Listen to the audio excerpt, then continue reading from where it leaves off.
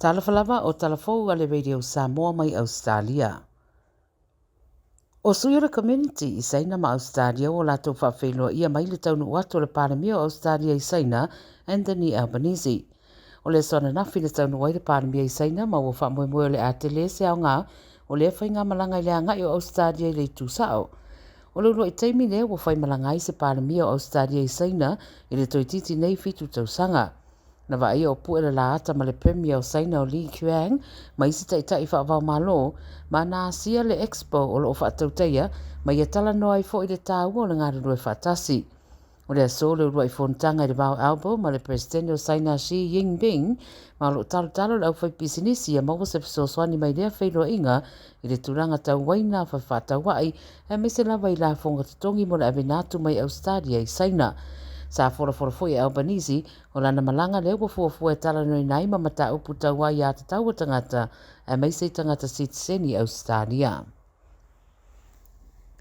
O lo tamu fai pēleo leo e tautu whaatasi whaamtaranga mo le sa idia o le mafuanga tonu o le whaarulawe na mariri wai tangata e toa lima i se papu i Victoria ina wala vea i se taavale mai au fiai i le au mariri uta mai te toa lua. O le komisina o leo Victoria o Shane Patton na ia whaamatala i le autu stala o se whaare lawe o ngaonga tele ma ia tā ua i o lātou o maririu nāsia si atu i lea whaai tū. Talton wina o isi na maririu o ri e to o lua ta i tōru tausanga ma se tamai ta i pēa ma le fast food tausanga le matua. E to rima fo isi na marinu ai e au fiai ma se pepe se furutasi masina ma le tamai titi e ono tausanga le matua. O lo o wha wau su e suenga ina nei mata upu. E whaita wafe accounts i le MyGov o tau fia le tu mau i masina ta itasi ono popolenga i ne ia fia inisi o whainga o lo whao ngā i le interneti i se poro kalame whaatau i le ausol tu la fono o le dark web software. Pautua mai whainga mano i le so o le Centrelink, Medicare ma le ATO accounts o lo oanga i sao mai yeini o swainga le ausol tu la fono ia ma o lea whainga wha teknolosi na te whaia nisi upenga ta whailangi le moni o fake websites ma sauni ai le awanoa mo le autau whaavalea e whaia i se lato wos whainga i upenga ta whailangi po se cyber attack. O le minista mo o nanga tau le malo o Bill Shorten sa ia ta ua o tangata Ausetalia i le vai tau le nei toi titi lusi le tolu tesima le tasi piliona i whainga tau wha se i le tau sanga lava ia le nei. Pa mai wha maumonga o siria ma le wha whenima se lau whainga tau wha malea i le MyGov o wha mawina i le tau sanga le nei lua whelus o tolu. E tō tolua poe leo i le mai o se whalawalawe ua mua i se taavale ma whao li mai se tasi i se isi fo i tangata i le tu isi si fo sini le pō na pō.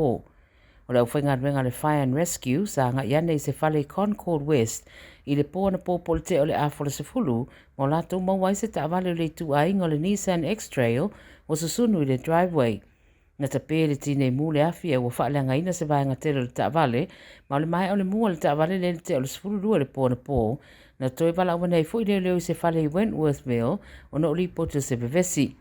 Pa matala e leo to o rua tangata na whita ua ina na tau mawhai susunu se whale i Northcote Road i Leila Park ai mau e leo se ria se fulu walu tau sanga ma manuanga i ona fōringa ma lima a ve atu i whare mai malo i se tūranga tinga ina. O se isi ri e fasu tolu tau sanga o whita ua ina sa a fia i se anga ese a o leisi na pu e ina se fulu fitu tau sanga le matua ma o lo whaia pēr nei le suenga ina nei mata upu. E na o se fulu tau sanga o se tamaititi wa tau fia fo i leo i Perth o na o lo whita ua ina lo na sunuina o to ngā mau i Adelaide a o se to ngā mau e lata ini fale. O maua iata le CCTV le temina tia nei le tamaititi le skuta i le vaipanua e pe o na tā ua ai le lewa ai sa sawa nei lua ma le afi. O lo maua fo i le video le tamu whai o nisi o tangata le latane ta pele afi ina ua iloa ina. E wila o lo whaaria i ato le CCTV le tamaititi le amala na skuta ai le o maua le leile temina susunu i nai i le afi pe tutu i nai fo i le afi. O le tamaititi la fo i le o lo ta ua le ripote wha pe o lo tua ia fo i le fuafuaina o ni turanga e whaaleanga i nai ni whale i le whae tū la valea ma ua fuafua la le atu ina aturua o ia i lumo le tū la fono ona o tūranga e pei ona tā ua o lo o a whiai. Tala ia le radio Samoa mo le amtang fo i rene mai aso mai Ausetalia e mau fo i seisi whapopo ngā tai au soifua.